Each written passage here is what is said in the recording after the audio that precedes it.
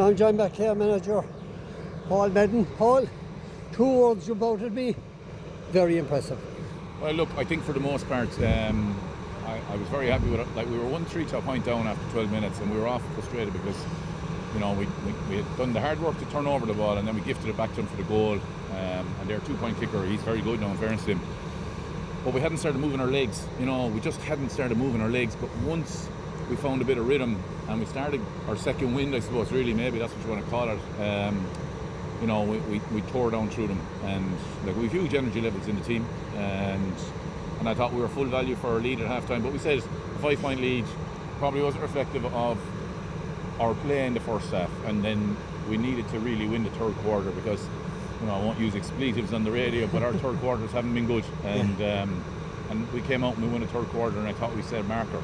We dropped off a bit after that, which we'd be disappointed with, or we would be disappointed with as a group. But overall, you know, the positives will outweigh the negatives today. Because Absolutely. I think there was a challenge set to us, and we set it ourselves about our defensive, because, you know, we shook a bit of criticism for our defence, which was merited. We were getting good scores, we were conceding big scores. But I thought today they found it hard to get scores today. Talk about that first half. Again, I'll use 2 words. They were chalk and cheese from maybe 10 minutes on. I mean, Limerick led 1-3 to a point. Half-time score was 1-11 to 1-5. Yeah. It was a huge... I think it only 1 point from play for the first 46 minutes. Yeah. So, you know, look, we knew it. We said it to the team, and not just the defenders, but the team. We said, like, you need to have a bit of pride in yourselves now. Like, our defensive shape, our work rate just hasn't been good enough to concede those big scores. But we've been fortunate that we've had lads that were able to put the ball over the bar at the other end. But today I thought we got to balance a bit better. We still scored 24 points, but we conceded less. Absolutely. The best way to get perfection is practice. There must be a lot of it going on, especially with the interchange of the players. You know, it was so impressive this evening.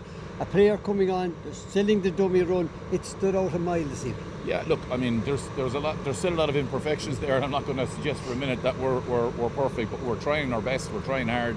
The lads are working awful hard. Attitude is key to everything, and in fairness, the lads have a great attitude, and we're all working hard. Everyone's working hard, so no, we're happy with that. What are your thoughts for the remaining 2 games, you know, Wexford and Sligo? Well, my first thoughts is that we're going to be challenged by Sligo or Wexford in 2 weeks' time, and we won't look beyond them.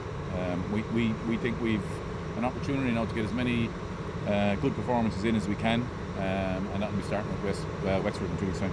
And players getting opportunities, improving as you go along, players coming on there again this evening. And there's lads who didn't come on this evening still, to be fair, and lads who didn't even make the 26 that are challenging hard at training, and we're not afraid to use them. And I know we upset lads when they don't get games, but, you know, we want lads under pressure. Just because you have the jersey, it's up to you to hold on to it. Well done. Roll on 2 weeks' time. Looking forward to it. Thanks, Paul. Thanks.